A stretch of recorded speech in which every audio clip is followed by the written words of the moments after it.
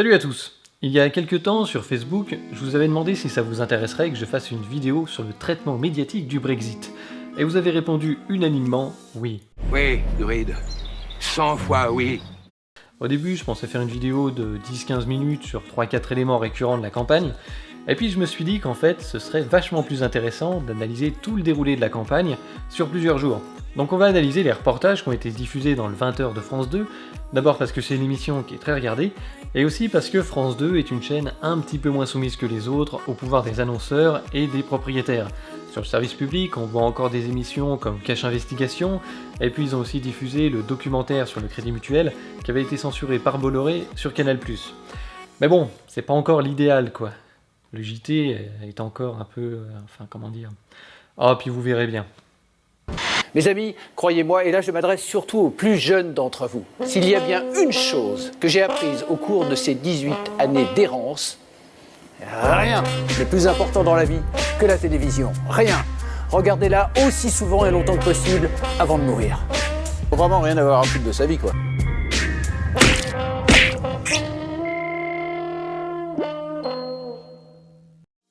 Alors j'ai choisi complètement arbitrairement d'analyser les reportages qui ont été diffusés une semaine avant le vote, le 24 juin, et une semaine après.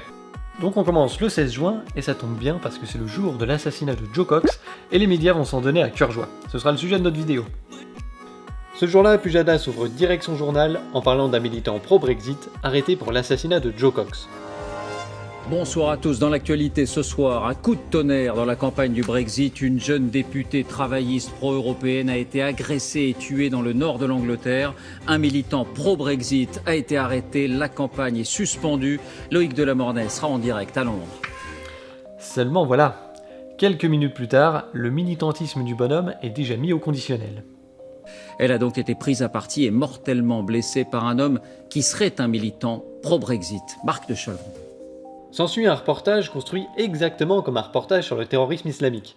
On va créer de l'empathie autour de la victime, en disant toujours « la jeune députée ». Joe Cox avait à peine 42 ans, une jeune députée travailliste assassinée en pleine rue à Bristol. En rappelant qu'elle est mère de 2 enfants. Mère de 2 enfants, députée travailliste très engagée pour le maintien dans l'Europe. En donnant des petits détails sordides sur son décès. Quand elle est violemment agressée, blessée par balle, poignardée à plusieurs reprises, des blessures fatales. En montrant des images tristes sans aucun intérêt informatif.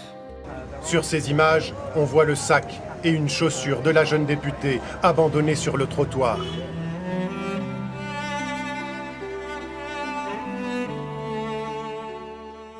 Et on va présenter le tueur comme un désaxé qui vit en marge de la société, et bien sûr, il a crié « Allah Akbar », comme dans les vrais attentats djihadistes. Enfin, une variante. D'après certains témoins, cet homme, présenté comme un déséquilibré par les médias britanniques, aurait crié à plusieurs reprises « Britain first », le Royaume-Uni d'abord. Un slogan qui est celui des partisans de la sortie de la Grande-Bretagne de l'Union européenne. Britain first. C'est sur la base de ces mots que tous les médias en France vont le présenter comme un militant pro-Brexit. Il s'avérera par la suite qu'il avait jamais crié ces mots, mais bon, tant pis. Si le reportage laisse lourdement sous-entendre qu'il y a un motif politique dans l'assassinat, l'envoyé spécial Loïc Delamornay va être beaucoup plus prudent.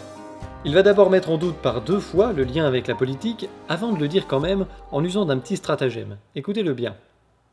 Bonsoir Loïc Delamornay, vous êtes en direct à Londres. D'abord, sait-on si l'agresseur a ciblé la députée délibérément parce qu'il connaissait ses convictions ? C'est la grande question, David. On ne sait pas effectivement s'il y a véritablement un mobile politique derrière ce crime. Il semble que 2 hommes étaient en train de se battre à l'extérieur de la rue. La députée serait venue pour tenter de les séparer. Se battait-il sur une question politique ? On ne le sait pas. La police n'a pour l'instant pas voulu se prononcer sur les motivations politiques du tueur. Mais vous l'avez entendu, il y a eu des témoignages qui disent qu'ils l'ont clairement entendu crier Britain First, le cri de ralliement des nationalistes, très pro-Brexit et très anti-Europe. Loïc, est-ce le signe d'un climat globalement tendu sur ces questions en Grande-Bretagne ? Donc on ne sait pas, mais on pense que, et puis finalement ça nous suffit parce qu'on va traiter l'info comme si c'était un fait établi. Cette logique qu'on va appeler le non mais peut-être donc oui, Ouais, j'ai rien trouvé de plus parlant. Enfin bref, ce sera utilisé dans tous les reportages sur le sujet dans la semaine qui suit pour que les téléspectateurs associent l'extrême droite, l'euroscepticisme, l'assassinat, tout à la fois, et cet assassinat sera présenté dans tous les médias comme un élément qui va pousser les gens à voter contre la violence, c'est-à-dire pour l'Union Européenne, par respect pour le combat de cette jeune femme. Ça commence timidement dès le 16 juin à la fin du reportage. Il est évident que si jamais il est démontré que ce crime a un rapport avec la politique, a un rapport avec le camp du Brexit de près ou de loin, cela aura un impact indéniable sur le référendum jeudi prochain. Merci Loïc. Et le lendemain, on saute à pieds joints dans l'instrumentalisation, et même une petite forme de complotisme.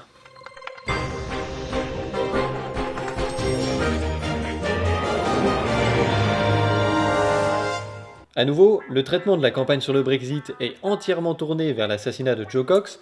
A nouveau, on commence par susciter l'empathie avec un reportage d'hommage à la victime de 2 minutes 20, soit la moitié du temps accordé au traitement de la campagne ce jour-là, et bien sûr, on nous sert le tout avec beaucoup de pathos. Mais ici, à Bierstal, il a une résonance particulière. Joe Cox était l'élu de cette circonscription à la disposition de ses habitants, et pour beaucoup d'entre eux, c'est une douleur personnelle. Ça, c'est le ton qu'on emploie pour réconforter un bambin qui a fait tomber sa glace dans le sable un jour de plage. Écoute mon petit, c'est pas grave, on va t'en racheter une autre. Ah, j'adore quand ma télé s'adresse à moi comme à un gosse. Et on enchaîne avec les conséquences de l'assassinat sur la campagne avec Loïc Delamornay. Bonsoir Loïc Delamornay, on vous retrouve en direct de Londres. Le référendum a lieu jeudi prochain, à peine une semaine. Quel poids cette tragédie peut-elle avoir sur la campagne ? Alors, les experts pensent qu'effectivement, ce meurtre pourra avoir une incidence sur le référendum jeudi prochain, tout simplement parce que les quelques électeurs indécis vont peut-être pouvoir tout simplement calmer le jeu, vouloir arrêter cette violence soudaine dans la campagne en restant dans l'Europe, en maintenant le statu quo. Alors, donc là, on est déjà en train de traiter l'assassinat comme ayant un lien avec le Brexit, puisque c'est censé influencer le vote des gens en faveur du Remain, mais comme le journaliste n'a pas de preuves, il va se placer exactement dans la logique de la veille que j'ai décrit précédemment pour étayer son point de vue. il faut être très clair, personne ne dit que ce meurtre a été téléguidé, commandité par le camp des pro-Brexit. Ce serait totalement mensonger, totalement exagéré. En revanche, c'est vrai qu'il y a certains éléments troublants dans la personnalité du tueur présumé, proche des milieux de l'extrême droite, très europhobe, comme vous allez le voir dans ce reportage et ce portrait signé Laura Calmus et Élise Derbaumet. Alors oui, c'est un lien avec la campagne, enfin, non, personne ne peut dire que le camp du Brexit soit impliqué, mais peut-être il y a des liens. Regardez ce reportage qui montre à quel point c'est un individu d'extrême droite europhobe. Il vivait ici, dans cette maison de briques typique du nord de l'Angleterre. Un quartier populaire qui affiche plus volontiers le drapeau anglais que le britannique et plutôt partisan du Brexit. Premier élément troublant, il habite dans un village plutôt partisan du Brexit. Et plutôt partisan du Brexit. Pour autant, ses voisins et certains membres de sa famille décrivent Thomas Mair, 52 ans, meurtrier présumé de la jeune députée, comme un homme discret, mais aidant, y compris envers les étrangers. Alors là, c'est magnifique. Il vit dans un village plutôt partisan du Brexit, pour autant, il est présenté comme un homme discret mais aidant vers les immigrés. Pour le commentateur, ce sont deux choses parfaitement incompatibles. Bah oui, les pro-Brexit sont des sauvages, enfin, tout le monde le sait. Allez, on continue avec les témoignages. Il était très serviable, il m'a aidé pour beaucoup de choses. Il faisait du jardinage pour les riverains. Il était même bénévole dans une association pour donner des cours d'anglais aux étrangers. Il n'était pas violent du tout, très calme, du genre à se tenir à distance. Personne ne l'a vu venir. Il a dû préparer ça tout seul dans son coin. Très calme, non violent, serviable, bénévole pour donner des cours d'anglais aux étrangers. C'est quoi ces témoignages de merde là? On dirait le genre idéal. Nous on avait promis des éléments troublants qui montrent que c'est un salopard d'extrême droite europhobe. Alors vous allez vous bouger le cul, hein. Comme en témoignent les images de son arrestation, quelques minutes après le drame, il semble bien que c'est lui, Thomas Mair, qui a poignardé et abattu la députée travailliste. Son propre frère a révélé qu'il avait eu un suivi psychiatrique soigné il y a plusieurs années. Mais selon les dernières révélations de la presse britannique, ses antécédents médicaux n'expliquent pas tout. Thomas Mair semble avoir été l'un des premiers adhérents d'un club londonien d'extrême droite et de son magazine qui défendait l'apartheid en Afrique du Sud. Il aurait également un lien de longue date avec un groupe néo-nazi américain, National Alliance. Les médias ont aussi retrouvé cette ancienne facture à son nom. Thomas Mair avait acheté ce jour-là un ouvrage sur les explosifs, un autre sur les munitions improvisées, ou encore Ich Kampfe, un manuel à l'usage des membres du parti nazi écrit de la main d'Adolf Hitler. Écrit de la main d'Adolf Hitler. Alors ici, j'ai pris soin de vous montrer les conditionnels, mais bon, je vais pas le faire pour tous les reportages, parce que ce serait chiant, il y en a sans arrêt. Prenez l'habitude de les repérer vous-même. Et puis on va faire comme si on était sûr de l'exactitude de ces informations, parce que sinon, on n'a plus rien à commenter. Ici, il n'y a que la lettre qui soit pas mise au conditionnel, et pourtant, elle date pas d'hier, quoi. Elle a quand même 17 ans. Oui, parce que quand le type il dit ce jour-là, Thomas Mehr avait acheté blablabla, ce jour-là, c'est le 13 mai 1999. Ils avaient rien de plus frais. C'est comme le groupe d'extrême droite pour apartheid auquel Thomas Mehr est censé être l'un des premiers adhérents. Le magazine qu'ils éditent a été créé en 1980. Donc la création du club est forcément antérieure. Je vais pas trouver la date exacte, alors disons minimum 1980 ou avant. Alors bon, comme tout ça était un petit peu flou au conditionnel et vieux, je me suis intéressé à la source de ces informations et je suis tombé sur un article publié la veille de ce reportage sur le site du Southern Poverty Law Center, une association qui milite pour la défense des droits civils. C'est eux qui ont révélé les liens de Thomas Mehr avec la National Alliance, le groupe néo-nazi américain. C'est eux aussi qui ont diffusé les factures compromettantes. Et on retrouve dans l'article cette photo qui fait partie du reportage de France 2. Donc pour ces deux éléments, les informations ont l'air plutôt valables. Vieilles, mais valables. J'ai pas les moyens de les vérifier, alors on va pas chipoter. Par contre, pour le groupe pro-apartheid, là on a un bon gros cafouillage. Voilà comment c'est présenté dans le même article. Le Daily Telegraph a aussi rapporté que Mehr était un abonné de SA Patriot, un magazine sud-africain publié par le White Rhino Club, un groupe pro-apartheid. Le club décrit la ligne éditoriale du magazine comme étant opposée à la société multiculturelle et à l'expansionnisme de l'islam. Donc c'est ce qu'on retrouve sur l'image montrée dans le reportage de France 2 et... tiens, mais attends, qu'est-ce qu'ils soutiennent ? The Free Market Capitalist System ? Est-ce que ça voudrait dire que Thomas Mehr voulait que le Royaume-Uni reste dans l'Union Européenne ? Eh ben on n'en sait rien. Et ça nous montre bien que contrairement à ce que pensent les journalistes, c'est pas parce qu'il est abonné à une revue qu'on peut en déduire de ses opinions politiques. Bon, c'est pas un élément très important, j'ai trouvé ça amusant alors je voulais partager, mais le plus drôle, c'est la phrase suivante. Selon le Daily Telegraph, une publication de 2006 sur un blog associé au groupe décrit Mehr comme l'un des premiers abonnés et supporters de SA Patriot. C'est pas cette phrase qui était dans le reportage ? Thomas Mehr semble avoir été l'un des premiers adhérents d'un club londonien d'extrême droite et de son magazine qui défendait l'apartheid en Afrique du Sud. D'accord, ok. Donc en fait, il déforme une phrase qui a été publiée en 2006 sur un blog qui est seulement associé au groupe d'extrême droite. Donc en fait, ça peut être n'importe qui. Ah, ils font très fort, hein. Ils font très fort aujourd'hui, parce qu'ils commentent l'élément en une seule phrase, et en plus de mentir, ils se reposent sur une information complètement foireuse. Les gars, si vous voulez nous montrer que ce type est adhérent ou abonné à tel ou tel truc, démerdez-vous pour nous trouver la liste officielle des abonnés et des adhérents, ou un truc du genre. Mais venez pas nous faire chier avec une phrase publiée en 2006 sur un blog, ça a aucun putain de sens ce truc, c'est pas du boulot. Dans n'importe quelle école, pour la moindre petite rédaction, tout le monde vous dira que si t'es un blog random, c'est pas une source. L'importance de la hiérarchie des sources. C'est pas un truc qu'on apprend en école de journalisme, ça, hein ? Et puis les journalistes aiment bien mettre en avant leur qualification et leur professionnalisme quand il s'agit de se légitimer face au complotisme qui se répand sur internet. Mais bon, il suffit pas de le dire, il faudrait en faire la preuve de temps en temps. Et là-dessus, on va faire une petite digression de quelques minutes pour bien vous montrer l'ampleur du foutage de gueule, d'autant que la question de la hiérarchie des sources reviendra régulièrement. Nous sommes donc le 3 janvier 2016. À l'occasion des 1 an de l'attentat de Charlie Hebdo, France Inter a fait une émission sur les ados face au complot. Depuis septembre, pour tenter d'endiguer les effets de ces réseaux sur les esprits les plus fragiles, France Inter a délégué plusieurs de ses journalistes ou producteurs dans des collèges. Ils apprennent à ce jeune public pourquoi on choisit telle information plutôt que telle autre, comment on la développe, notamment dans le reportage. Tout cela pour mieux faire comprendre le fonctionnement des médias. L'opération s'appelle Interclasse. Une partie du reportage qui suit a été réalisée avec le concours de collégiens impliqués dans cette opération. Alors, surinformés ou désinformés, les ados à l'heure du complot, c'est un reportage d'Emmanuel Davier.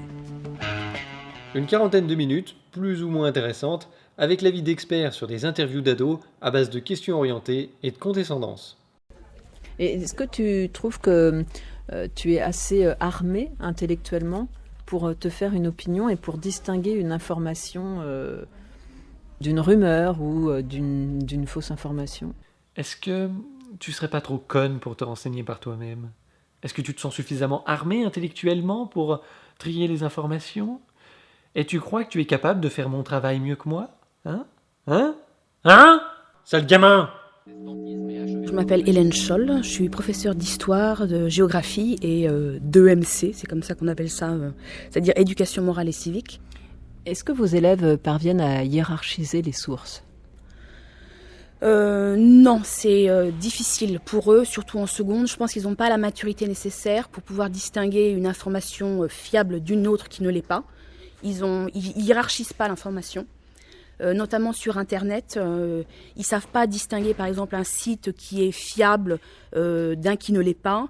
Ils n'ont pas toujours la question des sources en fait en tête. Et on fait dès la seconde, on fait quand même beaucoup de séances qui sont consacrées à la recherche documentaire, notamment sur Internet, mais aussi au CDI. Et on s'aperçoit qu'ils ont énormément de mal à faire ça. Ouais, les journalistes de France 2 n'y arrivent pas non plus. Faut-il en déduire qu'ils ont autant de maturité que des élèves de seconde quand il s'agit de trier les informations? Est-ce que ce sont eux aussi des complotistes crédules? Oui. Oui, si j'en crois Ronan Cherel, qui est prof d'histoire dans un collège et qui a décidé de former ses élèves à l'analyse face aux théories du complot. Écoutez ce qu'il dit à l'antenne de RFI. Et quel est le danger pour les adolescents d'accéder, voire d'adhérer à ce genre de discours?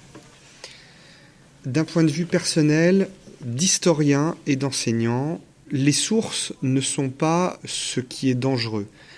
Les endroits où nous allons chercher des informations, ou les informations que nous trouvons, ne sont pas en elles-mêmes dangereuses. C'est la façon dont nous cautionnons ces sources, dont nous décidons de valider ce qu'elles disent, qui est dangereux. Entre guillemets, en parallèle, je dirais que ce n'est pas l'arme qui est dangereuse, c'est la main de l'homme qui prend l'arme et qui l'utilise. De la même manière, ce n'est pas Mein Kampf qui aujourd'hui serait dangereux ou les différents écrits commis par les complotistes. C'est la façon dont une personne mal éduquée, fragile, en doute par rapport à sa place dans la société ou sur le fonctionnement du monde, ira y chercher des réponses et utilisera ces documents-là pour construire son raisonnement. C'est là que c'est dangereux. En gros, c'est dans la façon dont un individu va dysfonctionner dans le travail sur un document. C'est-à-dire que si l'individu n'est pas capable d'avoir un recul critique sur le document, il risque de se faire complètement absorber par le document. Et à partir de là, de véhiculer ce message-là de manière complètement incohérente et de contaminer d'autres personnes avec ça. Ça décrit exactement le travail des journalistes de France 2 pour ce reportage. Parce qu'aujourd'hui, en 2016, on a un type qui est présenté comme non-violent, serviable, aidant vers les immigrés, mais comme on a absolument besoin que ce soit un type d'extrême droite pour que ça colle au scénario, on va aller déterrer des informations douteuses, voire carrément mensongères, qui datent de 10 ans en arrière pour le blog, 17 ans pour les lettres, 36 ans pour le groupe d'extrême droite pro-apartheid auquel il a finalement jamais adhéré, et puis on balance tout ça au conditionnel dans un reportage. Qui peut appeler ça un travail d'enquête journalistique sérieux?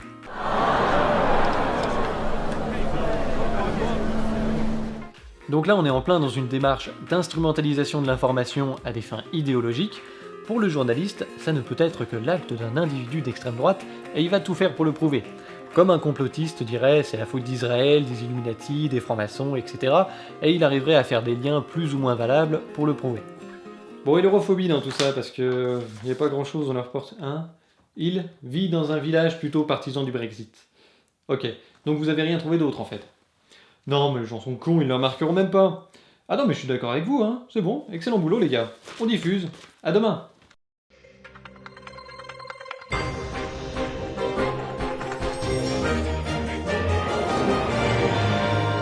Mort aux traîtres, c'est en ces termes que le meurtrier présumé de la députée britannique Jo Cox a décliné son identité ce matin lors de son audition devant les juges.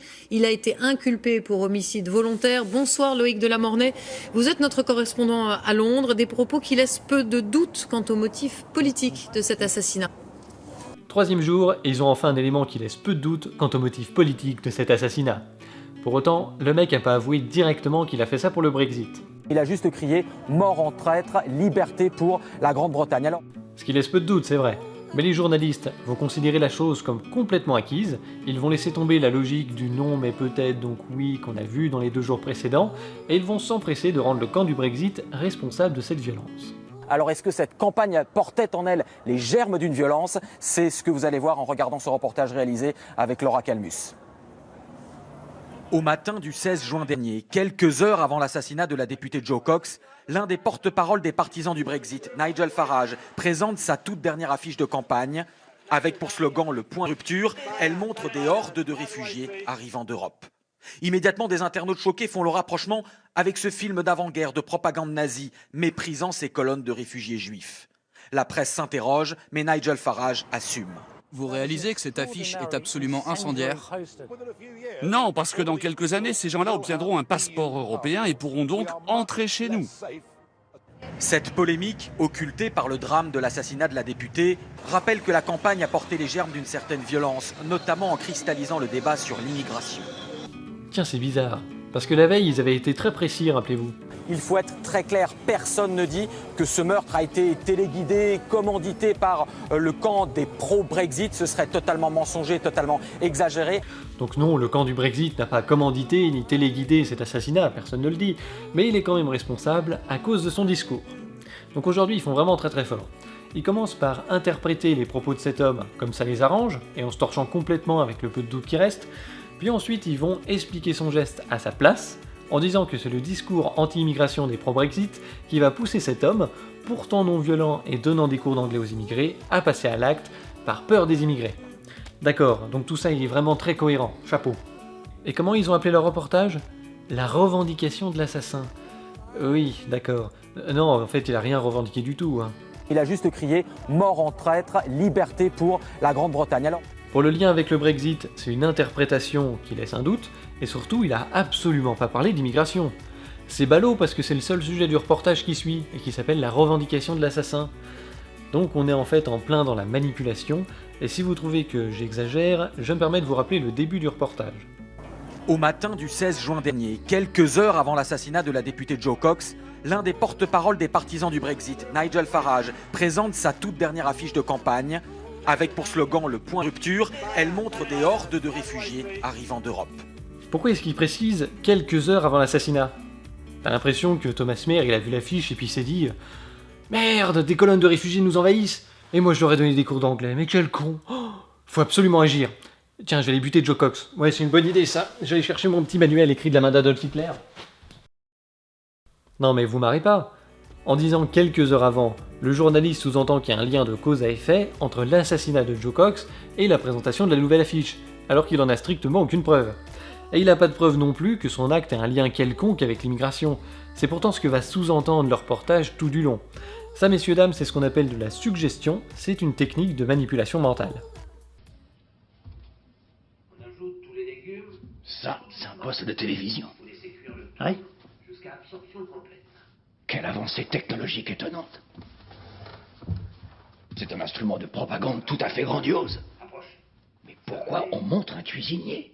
Vraiment, quel débit de niaiserie accablant et cette godiche de juge à garde qui ne fait qu'opiner de la tête sans cesse, tout en restant muette comme une carpe avec un visage de marbre. Je me réjouis que Goebbels ne voit pas ces images infamantes.